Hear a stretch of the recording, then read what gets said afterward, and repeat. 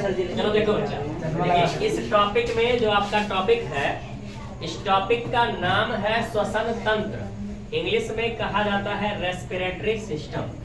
श्वसन तंत्र का मतलब ये होता है कि हमारा सांस लेने में और सांस छोड़ने में, सांस लेने में और सांस छोड़ने में हमारे अंगों के जितने भी समूह, यानी हमारे अंगों का जितना भी अंगों का समूह जो है, इस काम को करने में हमारी मदद करता है। सांस लेना और सांस छोड़ना, इसमें हमारे अंगों का जो जो भाग कार्य करता है, भाग लेता है, मदद करता है, वो समस्त अंगों का जो समूह है वही कहलाता है श्वसन तंत्र। श्वसन तंत्र के अंतर्गत आपको ये कुछ बातें ध्यान से समझनी है। श्वसन तंत्र में सबसे पहला चीज ये है कि श्वसन जो होता है यह एक ऑक्सीकरण प्रक्रिया है। ऑक्सीकरण प्रक्रिया क्यों है? क्योंकि इसमें आप ऑक्सीजन लेते हैं, ऑक्सीजन को लाना है और कार्बन डाइऑक्साइड को बाहर निकालना है। इसीलिए जो यह श्वसन है यह एक ऑक्सीकरण प्रक्रिया है। श्वसन को ऑक्सीकरण प्रक्रिया कहा जाता है क्योंकि इसमें ऑक्सीजन को लेके जाना है और कार्बन डाइऑक्साइड को बाहर निकालना है। इसीलिए इसमें क्या होता है, इसको हम ऑक्सीकरण प्रक्रिया भी कहते हैं। श्वसन में ऊर्जा मिलता है। ऊर्जा क्यों मिलता है भाई? आप जब भी कभी किसी बंद कमरे में बैठे हुए, किसी ऐसे जगह पे बैठे हुए हैं जहां पर आपको अगर बढ़िया प्रकार से अच्छे से अगर आप ऑक्सीजन नहीं ले पाते हैं, आप अपने आप को ऐसा फील करते हैं कि आप एकदम बेचैन सा फील करते हैं, आपको अच्छा नहीं लगता, मालूम पड़ता शरीर में एनर्जी नहीं रह गया, काफी बोरिंग सा लगता है। लेकिन वही बीच में अगर आपने बढ़िया से सांस ले लिया, आपको अच्छे मात्रा में अगर आपको ऑक्सीजन मिल गया, तो जब आपको अच्छे मात्रा में ऑक्सीजन मिलता है, शुद्ध ऑक्सीजन जब आपको मिल जाता है, तो आप अपने आप को लगता है शरीर में कि हमको बढ़िया से एनर्जी आ गया। अचानक जबकि आप कुछ खाए पिए नहीं, सिर्फ आपने ऑक्सीजन लिया, शुद्ध ऑक्सीजन ले लिया, शुद्ध ऑक्सीजन लेने की वजह से आपको लगता है कि शरीर में आपके एनर्जी आ गया, ऊर्जा आ गया। इसका मतलब क्या है कि श्वसन की प्रक्रिया में जब हम सांस लेते हैं तो उससे हमें ऊर्जा मिलता है और ऊर्जा के साथ साथ हमें ऊष्मा भी मिलता है। ऊष्मा क्यों मिलता है भाई? जब हम सांस लेते हैं, जब तक हम सांस लेते हैं हमारा शरीर गर्म रहता है। ऊष्मा का मतलब गर्मी, हमारे शरीर में गर्मी रहती है। आप देखेंगे जब तक कोई आदमी जीवित है उसका शरीर थोड़ा बहुत गर्म रहेगा, लेकिन जब कोई व्यक्ति मर जाता है तो मरने के बाद आप उसका शरीर पाएंगे कि उसका शरीर पूरी तरीके से ठंडा हो जाता है। ठंडा क्यों हो जाता है? क्योंकि उसका जो ये सांस लेने वाली प्रणाली है ये पूरी तरीके से खत्म हो जाती है, और जब सांस लेने वाली प्रणाली पूरी तरीके से खत्म है तो वो सांस नहीं ले पाएगा, और जब वो सांस नहीं ले पाएगा तो सांस के द्वारा ही उसको ऊष्मा मिलता है, और सांस के द्वारा जो उसको ऊष्मा मिलता है, इस ऊष्मा के द्वारा ही उसका शरीर गर्म रहता है। और जब आदमी मर गया तो सांस नहीं ले पाएगा, और जब सांस नहीं ले पाएगा तो उसको ऊष्मा नहीं मिलेगा। इसी वजह से मरने के बाद व्यक्ति का शरीर ठंडा पड़ जाता है। जब कोई व्यक्ति मर जाता है तो उसका शरीर ठंडा पड़ जाता है, कारण क्योंकि ऑक्सीजन का आवागमन बंद हो जाता है। जब ऑक्सीजन का आवागमन बंद हो जाएगा तो उसका शरीर के अंदर ऊष्मा नहीं रह जाएगा, और जब ऊष्मा नहीं रह जाएगा तो शरीर जो है क्या हो जाएगा, ठंडा पड़ जाएगा। अगला चीज, ये जो होता है एक अपचयी प्रक्रिया होती है। हमने आपको बताया था अपचयी किसे कहते हैं, और जो है एक अपचयी कैटाबोलिक इसको कहते हैं, और एक एनाबोलिक होता है। कैटाबोलिक में किसी चीज को तोड़ना होता है और एनाबोलिक में किसी चीज को जोड़ना होता है। जब हम श्वसन करते हैं तो उस समय चीजों को तोड़ा ही जाता है। ऑक्सीजन लेके गए शरीर के अंदर, जब गया वो ब्लड में जब मिल जाता है तो वो ऑक्सीजन टूट जाता है, टूट करके हमारे शरीर के अंदर एनर्जी देता है। इसलिए श्वसन एक अपचयी प्रक्रिया है, इंग्लिश में बोले तो कैटाबोलिक प्रक्रिया है, कैटाबोलिक प्रोसीजर होता है। अगला चीज अब हमको पढ़ना है भाई कि हमारे शरीर में जो श्वसन अंग होते हैं, श्वसन अंग कौन कौन से हैं, अगर विभिन्न प्रकार के जंतुएं किस प्रकार से सांस लेती हैं। जैसे अगर हम बात करें आपसे कि जितने भी मैमल्स होते हैं, इंग्लिश में मैमल्स, हिंदी में स्तनधारी। स्तनधारी किसे कहते हैं? वह समस्त जीव जो बच्चे पैदा करते हैं और बच्चे पैदा करने के बाद अपने बच्चे को दूध पिलाते हैं, वह समस्त मैमल्स कहलाते हैं, स्तनधारी कहलाते हैं। मनुष्य स्तनधारी है। अगर आप जो है मुर्गी को देख लेंगे तो मुर्गी बच्चे को पैदा नहीं करती, बल्कि पहले वो अंडा देती है और अंडे से बच्चा निकलता है। इसीलिए मुर्गी अपने बच्चे को दूध नहीं पिलाती। सांप होते हैं, सांप अपने बच्चे को दूध नहीं पिलाते। तो सांप तो हो गया, और उसके बाद मुर्गी, ये सब मैमल्स की कैटेगरी में नहीं जाते। रीजन क्योंकि ये बच्चे को पैदा नहीं करते, बल्कि पहले अंडा देते हैं और अंडे से बच्चा निकलता है। तो जो अंडे से बच्चा निकलता है वो मैमल्स की कैटेगरी में नहीं जाता। जो अपने बच्चे को पैदा करे और पैदा करने के बाद दूध पिलाए वो जीव जंतु क्या कहलाते हैं? मैमल्स कहलाते हैं, स्तनधारी कहलाते हैं। तो मनुष्य स्तनधारी जीव है। ठीक, अब अगला चीज अगर देखा जाए तो जितने भी मैमल्स हैं यानी कि स्तनधारी लोग जो होते हैं वो अपना श्वसन की जो प्रक्रिया है वो फेफड़े से करते हैं। आप लोग बचपन में खास करके हम लोग भी सोचे हैं, हम तो छोटे थे तो सोचते थे कि भाई ये नाक से सांस लेते हैं, नकिया बंद कर लिए तो पता चला नहीं भाई नाक नहीं है, नाक अगर बंद कर लिए तो नहीं मर रहे हैं, तभी सांस ले रहे हैं। तो हमको लगा था नहीं नाक से नहीं सांस ले रहे हैं, मुंह से सांस ले रहे हैं। मुंह भी बंद कर लिए, नाक भी बंद कर लिए, तो पता चला भाई ना तो असल में ना तो हमारा नाक हमारा सबसे प्रमुख श्वसन अंग नाक नहीं है और ना तो मुंह है, बल्कि नाक और मुंह के जगह पर सबसे प्रमुख श्वसन अंग हमारे शरीर में कोई है तो फेफड़ा है। फेफड़ा ही सांस लेता है। सांस लेना और सांस छोड़ने की जो मेन प्रक्रिया है वो हमारा फेफड़ा करता है, नाक नहीं। नाक तो सिर्फ एक माध्यम है जो ऑक्सीजन को पास करता है, ऑक्सीजन को अंदर लेके जाने में सहायता प्रदान करता है। नाक और मुंह ये दोनों श्वसन मार्ग सिर्फ है, श्वसन अंग नहीं है। अगली प्रक्रिया जो कीट होते हैं, कीट का मतलब जो छोटे बड़े कीड़े मकोड़े होते हैं, ये छोटे मोटे कीड़े मकोड़ी ये ट्रैकिया यानी श्वास नली से सांस लेते हैं। छोटे मोटे जो कीड़े मकोड़े होते हैं ये श्वास नली से बना होता है, वो नली से ही सांस ले लेते हैं। वो नली खींच करके सांस को लेके आता है और वही बाहर करता है। जलीय जीव का मतलब क्या होता है भाई? जो जीव जल के अंदर रहते हैं वो क्लोम के द्वारा सांस लेते हैं। और उसके बाद मेढक बड़ा ही कलाकार होता है। मेढक के अंदर जो जब मेढक कोई भूमि पर रहता है, जमीन पर, आपने देखा होगा कि मेढक जो होता है वो जमीन पर भी रहता है और मेढक पानी के अंदर भी रहता है और कभी कभी वो जमीन के अंदर भी घुस जाता है। तो जब मेढक भूमि पर रहेगा तो उस समय वो फेफड़े से सांस लेता है और वही मेढक जब भूमि के अंदर चला गया, पानी में रह गया, तो उस समय वो अपने त्वचा से सांस लेता है। और एक ऐसा होता है जब वो पानी में रहता है, बहुत सारी चीज, भूमि पर रहेगा तो फेफड़ा से सांस लेगा मेढक, और जब भूमि जमीन के अंदर घुस जाता है तो उस समय वो त्वचा से सांस लेता है। और जब वही मेढक पानी में रहता है तो गलफड़े से सांस लेता है। आपने देखा होगा बगल में उसकी गलफड़ा निकला होता है और उस गलफड़े से वो सांस लेता है। फिर सिचुएशन हो गया। और उसके बाद अगला आप समझेंगे कि श्वसन मार्ग क्या होता है। जैसे आपको हमने बताया था आहार नाल के बारे में। आहार नाल वह भाग होता है जहां जहां भोजन जाए वह आहार नाल है। तो श्वसन मार्ग में भी वही है, जहां जहां सांस लेते समय ऑक्सीजन जिस जिस मार्ग से होते हुए जाता है वह सब श्वसन मार्ग कहलाएंगे। और ऑक्सीजन जाना और उसके साथ साथ CO2 का बाहर निकलना, ये समस्त मार्ग क्या कहलाएंगे? श्वसन मार्ग कहलाएंगे। यानी वायु जिस मार्ग का अनुसरण करती है उसे ही हम क्या कहेंगे? श्वसन मार्ग कहते हैं। अब आते हैं श्वसन मार्ग में कौन कौन सी चीजें होती हैं, इसको समझना है। लेकिन श्वसन मार्ग को समझने से पहले कि श्वसन कहाँ, सांस कहाँ, ऑक्सीजन कहाँ जाता है, उसको समझने से पहले आप समझ लीजिए श्वासोच्छ्वास क्या होता है। इंग्लिश में ब्रीदिंग कहा जाता है, श्वासोच्छ्वास हिंदी में। श्वासोच्छ्वास का मतलब क्या होता है भाई?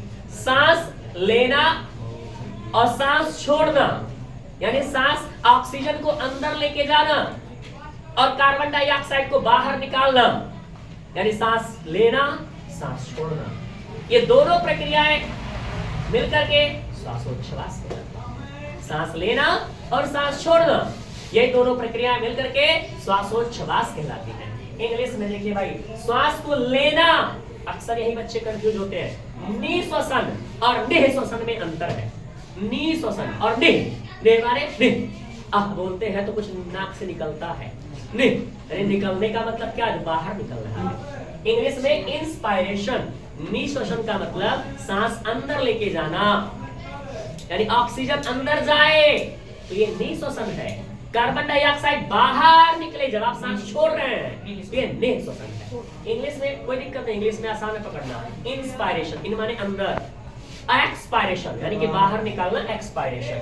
ठीक, निःश्वसन, निःश्वसन। निःश्वसन का मतलब सांस लेना और निःश्वसन माने सांस छोड़ना। अगला बात आपने देखा होगा कि अब जब सांस लेते हैं तो भाई हम सांस में क्या लेंगे? हमारे वायुमंडल में जो चीज जितना मात्रा में उपलब्ध रहेगा हम उतना लेंगे। ऐसा तो है नहीं हमारे नाक में कोई जाल लगा हुआ है बढ़िया से, कि जो क्या करेगा, पकड़ करके वायुमंडल में जो जो चीज कहेगा कि नहीं हमको ऑक्सीजन इतना है वायुमंडल में, हमको इतना नहीं चाहिए, हमको इससे ज्यादा चाहिए, क्योंकि भाई हमारा बॉडी कहता है हमको ऑक्सीजन ज्यादा मात्रा में चाहिए। तो नाक में कोई जाल तो लगा नहीं है कि हम जो है पकड़ करके खींचेंगे तो ऑक्सीजन ज्यादा मात्रा में ले लेंगे। इसलिए क्या होता है, सांस में हम विभिन्न प्रकार की गैसों में उतना ही गैस हम ले पाते हैं जितना हमारे वायुमंडल में उपस्थित है।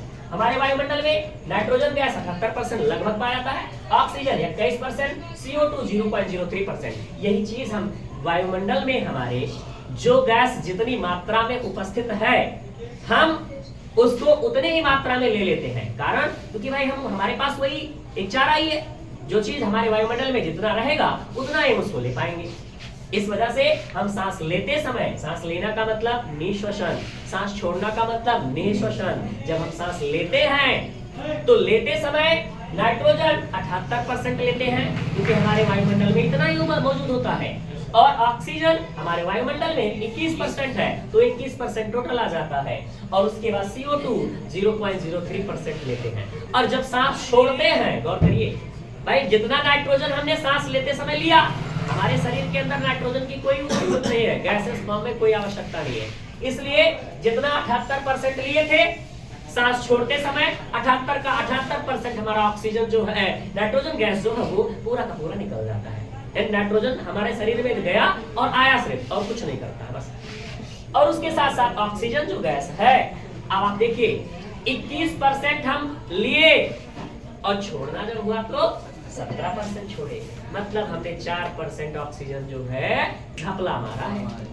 अभी जो 4% ऑक्सीजन हमने इधर उधर किया, कहाँ किया, ये हमारे शरीर के अंदर ब्लड में जाता है, ब्लड में मिल जाता है, और वो हमारे शरीर को एनर्जी देने में, उष्मा देने में, इन सब में 4% ऑक्सीजन खत्म हो जाता है। बाकी अब ये देखिए कार्बन डाइऑक्साइड 0.03% हमने लिया था, लेकिन जब हम इसको रिटर्न करते हैं तो रिटर्न करते समय 4%, मतलब हम ऑक्सीजन तो कम देते हैं, वापस कम करते हैं, लेकिन कार्बन डाइऑक्साइड हम ज्यादा मात्रा में देते हैं। कारण ये हमारे शरीर के अंदर जब ऑक्सीजन गया तो जितना भी कार्बन डाइऑक्साइड ऑक्सीजन मतलब क्या भाई, ऑक्सीजन में O2 होता है, कार्बन डाइऑक्साइड में CO2 होता है, C फॉर कचरा। हमारे शरीर के अंदर वो O2 गया और जितना कचरा था पूरा कचरा बटोर करके ऑक्सीजन जो है क्या करता है, अपने साथ लेकर के बाहर निकल जाता है। इस वजह से CO2 का एक्सपायरेशन के टाइम पर CO2 की मात्रा बढ़ जाती है और O2 की मात्रा कम हो जाती है। ठीक, आगे बढ़ते हैं। अब हम आते हैं श्वसन मार्ग पे कि श्वसन मार्ग क्या होता है। श्वसन मार्ग क्या है, वह समस्त मार्ग, वायु जिस मार्ग का अनुसरण करती है, वायु जहां जहां से होकर के जाती है, वह समस्त मार्ग क्या कहलाएगा, श्वसन मार्ग कहलाता है। अब श्वसन मार्ग में आप जरा समझ लीजिए कि क्या क्या होते हैं। सबसे पहला है नासा क्षेत्र। नासा क्षेत्र का मतलब है जो आपका नकिया दिखाई दे रहा है, दो ठुमों का खुला है, ये कहलाएगा नासा क्षेत्र।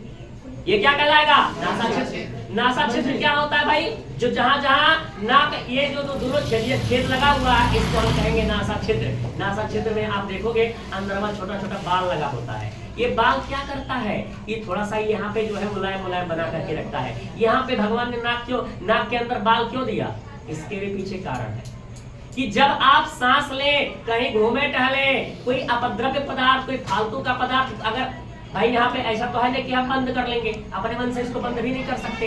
तो जब कोई चीज आप सांस वास लेते हैं या कोई धूल कचरा उड़ करके आए तो यहाँ से घुस करके डायरेक्ट अंदरमा तक ना घुस जाए। इसी वजह से जो है यहाँ नाक के अंदर भगवान जो है बाल बना दिए हैं। वो बाल क्या करता है, जो भी फालतू पदार्थ रहेगा उसको यही फंसा करके रोक लेगा, अंदर नहीं जाने देगा। ये नाक का काम होता है। नाक के अंदर जो उपस्थित है, नासा क्षेत्र के अंदर उपस्थित जो बाल होता है, इसका यही काम होता है कि जो फालतू चीजें हैं अगर अंदर जाए तो वो वहीं पर रुक जाए। अगला चीज, नासा क्षेत्र के बाद दूसरा आता है नासा कपाट। जब यहाँ से नासा क्षेत्र से अंदर थोड़ा सा जाएंगे तो ये जो यहाँ पर आपको ई दिखाई दे रहा है, बड़ा टाइट यहाँ लग रहा है, इसी को नासा कपाट कहते हैं। यहाँ मारो तो बड़ा तेज चोट लगता है, यही है नासा कपाट। नासा कपाट का काम क्या है, असल में देखा जाए तो नासा कपाट, बस कपाट का मतलब क्या होता है, दरवाजा अक्सर होता है। ठीक, कपाट का मतलब दरवाजा होता है। यहाँ पर नासा क्षेत्र से जो आगे वाला भाग होता है, इसी को नासा कपाट कहते हैं। नासा कपाट से नीचे आएंगे तो फायरिंग्स कहते हैं। फायरिंग्स का मतलब ग्रसनी। ग्रसनी एक ऐसा जगह होता है जहां से होकर के ऑक्सीजन भी जाया करता है और भोजन जब आप करते हैं तो भोजन भी जाया करता है। ऑक्सीजन और भोजन जहां मिलते हैं दूसरे से वही जगह होता है ग्रसनी। ग्रसनी की खासियत क्या है? जब आप सांस लेते हैं तो उस समय ऐसे समझ जाइए कि दो दरवाजे होते हैं, दो गेट है, लेकिन दो गेट के बीच में मात्र एक का दरवाजा है। दो गेट है, गेट दो है और दरवाजा एक है। एक इधर से गेट है, एक इधर से गेट है और दरवाजा एक ही है। खासियत क्या है? जब आप सांस लेंगे तो ये भोजन वाले द्वार को बंद करके रखेगा, इसमें बंद हो जाएगा, तो कहेगा सांस को अंदर जाइए भाई। और जब आप खाना खाएंगे तो ये श्वास वाले को बंद कर देता है। इसीलिए अब जब आप बोलते हैं तो आप श्वास लेते हैं, ऑक्सीजन खींचते हैं, तब बोल पाते हैं। इसीलिए जब आप भोजन कर रहे होते हैं तो भोजन करते समय क्या कहा जाता है कि आप बोलिए मत। अगर आप खाना खा रहे हैं तो फूड पाइप खुला हुआ है, फूड पाइप खुला हुआ है और उस समय क्या होता है, सांस वाला दरवाजा बंद है और अचानक कहीं आप खाना खाते समय बोल दिए तो वो जो दरवाजा लगा हुआ जो इधर घूमा करता है वो दरवाजा कंफ्यूज हो जाता है। इसी समय जब आप बोलते हैं, कभी कभी खाते समय अगर आप बोल दिए तो पता चल रहा कि खाना जो भोजन को आपको फूड पाइप में जाना चाहिए था वो श्वास वाले में चला गया। श्वास वाले में जाने के समय इसीलिए जब खाते समय अगर बाइक में बोल देते हैं तो बोलते समय पता चलता नकिया का पूरा निकल जाता है, खाए मुहा से और निकला नकिया से। ये ऐसे प्रॉब्लम आता है कब? जब आप जो है खाते समय बोल देते हैं तब। ये प्रॉब्लम कहाँ पे होता है? ग्रसनी, इंग्लिश में कहा जाता है फायरिंग्स। और उससे जस्ट नीचे स्वरतंत्र, ये है, इसको कहते हैं स्वरतंत्र, इंग्लिश में कहेंगे लायरिंग्स। फायरिंग्स यहाँ एक फायरिंग्स वो होता है जहाँ भोजन का और सांस का दोनों का मिलाप होता है, दोनों एक जगह पे होते हैं, उसको कहते हैं फायरिंग्स। उसके नीचे आएंगे स्वरतंत्र। स्वरतंत्र का मतलब होता है इंग्लिश में लायरिंग्स। लायरिंग्स क्या होता है? जहां से आप बोलते हैं सुंदर सुंदर आवाज निकलता है, वह भाग जिसकी सहायता से आप बढ़िया आवाज निकाल पाते हैं, बढ़िया से गा पाते हैं, वो लायरिंग्स है। असल में वो भी स्वरतंत्र का, हमारी जो श्वास नली है, श्वास नली का ही वह भी एक भाग होता है। इसके बाद अगला आएंगे स्वरतंत्र के बाद सांस नली। सांस नली को इंग्लिश में कहा जाता है ट्रैकिया। यहाँ समझिए ट्रैकिया, ट्रैकिया माने जहां सांस नली आ जाए नीचे, ठीक है। स्वरतंत्र के जस्ट नीचे, इसके नीचे स्वरतंत्र, स्वरतंत्र यहाँ पर हो गया और इसके नीचे जब आप आएंगे तो इसका नाम है श्वास नली, जहां से सांस होकर के जाएगा, ये है श्वास नली। आप जरा ध्यान से समझना, ये जो श्वास नली होता है चित्र में, श्वास नली, इस श्वास नली पर क्या खासियत है कि इस श्वास नली से जस्ट नीचे यहाँ आप देखेंगे कि ऐसा सी टाइप का एक कार्टिलेज लगा होता है, सी टाइप का कार्टिलेज लगा होता है। और ये सी टाइप का जो कार्टिलेज होता है, इसकी खासियत क्या है? ये थोड़ा सा मजबूत करके रखता है। बाय द वे, जिस समय मान लिया आप सांस नहीं ले रहे हैं, बढ़िया से ऑक्सीजन नहीं जा पा रहा है, ये हमारा जो सांस की नली है बड़ी मुलायम होती है। अगर आप मान लो कि आप सांस नहीं ले रहे हैं, इसमें ऑक्सीजन का बढ़िया से फ्लोसेशन नहीं हो पा रहा है, और उस समय ये ट्रैकिया जो होता है, सी टाइप का जो कार्टिलेज है, इस सी टाइप का कार्टिलेज पता क्या करता है? इसको पकड़ करके एकदम मजबूत बना रखता है, लचीला नहीं होने देता है। नहीं तो पता चले सांस लिए तो ये लचीला हो गया, एकदम मुलायम हो गया, अब मुलायम होकर के जब भीड़ डालो करके पता चला आदमी का गला बैठ जाएगा। इसी वजह से सी टाइप कार्टिलेज उसको मजबूती से पकड़ के रखता है कि अगर ऑक्सीजन नहीं जा रहा है, नहीं आ रहा है, तो उस समय भी ये सिकुड़े ना। अगर सिकुड़ जाएगा तो इंसान को प्रॉब्लम हो जाएगी। इस वजह से जो सी टाइप का कार्टिलेज होता है, ये मजबूती से उसको पकड़ करके रखता है। अब ये जो आपने पढ़ा श्वास नली, श्वास नली यहाँ जो आएगा, श्वास नली से आप नीचे आएंगे, श्वास नली से जब आप नीचे आएंगे, ये श्वास नली है, श्वास नली में ही सी टाइप का कार्टिलेज लगा होता है। ये श्वास नली जब आप नीचे आएंगे तो यहाँ पर ये दो भाग में डिवाइड हो जाता है, एक इधर गया और एक इधर गया। जो इधर वाला भाग है और इधर वाला भाग, इन दोनों को कहा जाता है ब्रोंकाई। इन दोनों को कहेंगे ब्रोंकाई। ये श्वास नली नीचे आया, श्वास नली जब नीचे आया तो ये दो पार्ट में डिवाइड हो गया। ये जो दो पार्ट में डिवाइड हुआ इसको कहा जाता है ब्रोंकाई। ये जो दो पार्ट में डिवाइड हुआ इसका नाम है ब्रोंकाई। और यही ब्रोंकाई आगे जब बढ़ा, यही ब्रोंकाई जब और आगे बढ़ गया तो और भी इसके बहुत सारे टुकड़े हो गए। जब ये और आगे बढ़ा तो इसका नाम हो जाता है ब्रोंकाइल्स। इसका नाम हो जाता है ब्रोंकाइल्स। सांस ऑक्सीजन आया, इसी में अपना पहले ब्रोंकाई यहाँ देखिए, श्वास नली से आया, ट्रैकिया इंग्लिश में कहेंगे, श्वास नली से आया ब्रोंकाई में, फिर ब्रोंकाई से आकर के ब्रोंकाइल्स में बट गया, फिर ब्रोंकाइल से बट करके ये अंदर अंदर जाता है। जो ये ब्रोंकाइल्स होते हैं इनके सिरों पर ऐसे गोल गोल गोल जो है गुच्छे लगे होते हैं। जो ये गोल गोल गुच्छे होते हैं इनको कहा जाता है एल्वेली। इंग्लिश में एल्वेली कहा जाता है, हिंदी में वायु कोष्ठक कहा जाता है। हिंदी में वायु कोष्ठक कहेंगे, इंग्लिश में एल्वेली कहेंगे। सांस ले, ये जब आ गया ये ब्रोंकाइल्स आगे जाएगा, ब्रोंकाइल्स के आगे एकदम सिरे पर ये गोल गोल गुच्छे लगे होते हैं, इन्हीं को एल्वेली कहा जाता है, हिंदी में वायु कोष्ठक कहा जाता है। अब ये वायु कोष्ठक बहुत ही इंपॉर्टेंट रोल अदा करता है। जब आप सांस लेते हैं हमारे शरीर के अंदर आपको पता होना चाहिए हार्ट जो होता है ब्लड को पंप करता है। हार्ट जब ब्लड को पंप करेगा तो कोने कोने तक उसको पहुंचाएगा, कोने कोने तक जब उसको पहुंचाएगा तो असल में हार्ट, हम आगे आपको बताएंगे इंपॉर्टेंट चीज की क्या होता है। हार्ट जो है कुछ ब्लड को भेजता है हमारे ये फेफड़े के पास भी, ये फेफड़े का चित्र है। हार्ट ब्लड को भेजेगा फेफड़े के पास, और यहाँ जब फेफड़े में हार्ट आएगा, फेफड़े में जब ब्लड आएगा तो ब्लड आ करके सबसे पहले एल्वेली के पास मिलता है, और एल्वेली के पास जब आएगा वो तो एल्वेली के पास आएगा CO2 को लेकर के, कार्बन डाइऑक्साइड लेकर के, और कार्बन डाइऑक्साइड लेके आया एल्वेली में भर गया, और एल्वेली क्या करता है उसमें से, यानी वायु कोष्ठक जो है वो क्या करता है उसमें से, वायु कोष्ठक उसमें से क्या करेगा CO2 को छान लेगा, और CO2 को छान करके ब्रोंकाइल्स को दे देगा, और ब्रोंकाइल्स इसको फिर से रिटर्न कर देगा। ब्रोंकाइल्स, वायु कोष्ठक ने क्या किया, कार्बन डाइऑक्साइड को ले लिया समस्त गैसों को रिटर्न करते समय, यानी कि निःश्वासन के दौरान जितनी भी गैसें ला करके इनको रिटर्न किया। रिटर्न करने के बाद ये वायु कोष्ठक ब्रोंकाइल्स को दे देता है, और फिर ये ब्रोंकाइल्स क्या करता है ब्रोंकाई को दे देता है, फिर ऐसे ऐसे करके वापस होकर के पूरा जो भी बाहर करने वाली गैसें हैं वो बाहर हो जाती है। और वही ब्लड जो एल्वेली के पास आया है वो एल्वेली के पास जब आता है तो फिर क्या कहता है, भाई देखो हमने CO2 तो दे दिया, अब हमको O2 दे दो। तो यानी ये क्या करा, बाहर से ऑक्सीजन लेके आया, और आने के बाद ये एल्वेली यानी वायु कोष्ठक क्या करेगा, ऑक्सीजन को निकाल करके दे देगा ब्लड को। और ऑक्सीजन क्या किया, ऑक्सीजन को निकालकर, ब्लड ध्यान रखना ऑक्सीजन को लेके जाने वाला और कार्बन डाइऑक्साइड को लाके छोड़ने वाला कौन होता है, ये होता है कौन, ब्लड। ब्लड ही सारा काम करता है। जैसे आप मान लो यहाँ से मुंबई गए, अब मुंबई आप यहाँ से फ्लाइट से गए, रेलगाड़ी से गए, एनीवे किसी चीज से नहीं गए, जब आप रेलवे स्टेशन पर उतरेंगे तो उतरने के बाद आपको जिस नए जगह पे जाना है वहां से आपको टेम्पू करना पड़ेगा। टेम्पू ये लेके जाता है, और उधर से बंबई से कोई व्यक्ति आ रहा है तो अपने रूम से निकल करके रेलवे स्टेशन पर जब आएंगे तब भी वही टेम्पू लेके आएगा, छोड़ेगा।